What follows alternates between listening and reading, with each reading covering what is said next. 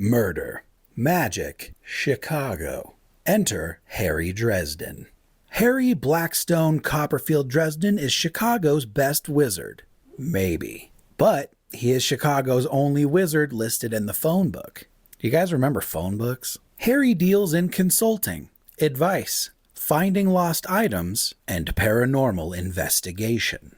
The latter of which is a role that he fills as sort of a special resource to Chicago PD. When weird, maybe magical shit happens, they call Harry Dresden. Harry is exactly what you might think of when you think of an urban wizard. He wears a cool hat, he has a staff, he has a big cat and a talking skull inhabited by a dead French guy. He makes potions in his basement, seems to have an adverse effect on electricity, and he drives a Volkswagen Beetle.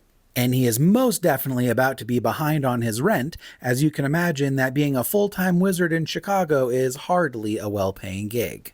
But all of that changes one day. Literally, the entire plot for this book kicks off in one day, when he meets Monica Sells, who tasks Harry with finding her missing husband. And more importantly, she gives Harry money up front. That same day, Karen Murphy from Chicago PD, who is also the closest thing he has to a best friend, calls him to help investigate a potentially magical murder where two people had their hearts exploded out of their chests. Harry's life gets very complicated very quickly. And that's enough plot summary for this video. Stormfront makes me think a lot about what it would be like if you took the best cop show from 1997 and then paired it with one of those crappy ABC special fantasy shows or movies. Does anyone else remember The 10th Kingdom? My sister had that on VHS, and I swear it was like 7 or 8 VHS tapes. Stormfront is corny in all of the most terrific ways. The characters are all perfect renderings of all the classic tropes from those pretty terrible but infinitely entertaining cop shows. And it very much feels like a sincere noir thriller cop crime story. Harry's internal monologue is hilarious, and he is a genuinely very interesting character to spend all of our time with. Every interaction that he has with the characters in this book is memorable in one way or another. Harry is funny, he is smart, he is witty, and one of my favorite things is that Harry, despite all of his comedic gumshoe nonsense, is also an incredibly deadly individual. Underlying all of his goofy wizard shit is a guy who takes being a wizard very seriously. Like if Merlin joined the cast of NCIS. I think it's pretty perfect. Now, this book was written in the late 90s and released in 2000, and I think that shows in a lot of ways throughout this book. It is pretty predictable and formulaic in a typical private investigator story, but this book shines in how Harry navigates the challenges, even though we can see those challenges coming from a mile away. And as is typical for a male main character in a private investigator gumshoe noir story, Harry encounters a lot of female characters. There's Lieutenant Murphy, who is his closest relationship and his contact with Chicago PD. Monica Sells, the housewife who hires him to find her missing husband. Susan Rodriguez, a persistent magical reporter with whom Harry has a hilarious and amorous interaction.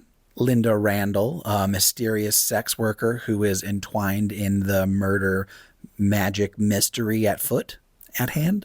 She's involved in what's happening. And then there's Bianca St. Clair. Not going to talk about her anymore. And with pretty much every introduction to these female characters, from Harry, we get kind of a brief description of who these characters are, and they are pretty much all attractive in their own way, according to Harry. And he has this very funny way of being like, they're attractive, and I would consider it if I wasn't so busy being a wizard. And it's pretty hilarious. He's not disrespectful about it, but it does treat women in a pretty typical secondary, tertiary character way that doesn't ring great contemporarily, but seeing as how this is from the 90s and 2000s, that makes a little more sense. That's not an excuse, it just is some context. They exist, and they are very important to the plot, but nobody is nearly as fleshed out as Harry is. Karen Murphy gets close, but even she is a shadow compared to what we know about Harry. And that didn't necessarily rub me the wrong way, because this is a book about Harry. We get everything through his perspective, through his internal monologue. So it made sense, but I would have liked a little more time with some of the other characters, even though most of them do fill that typical PI story where they're plug and play into Harry resolving the mystery. Something to keep in mind for people who are sensitive to that kind of thing. In all, I thought Stormfront was a riot. Action-packed and entertaining with an explosive third act filled with twists and turns and humor and wit. I'm really glad that there are a lot of these books because I'm very excited to keep going with the Dresden Files. And from me, Stormfront gets 4 out of 5 hammers.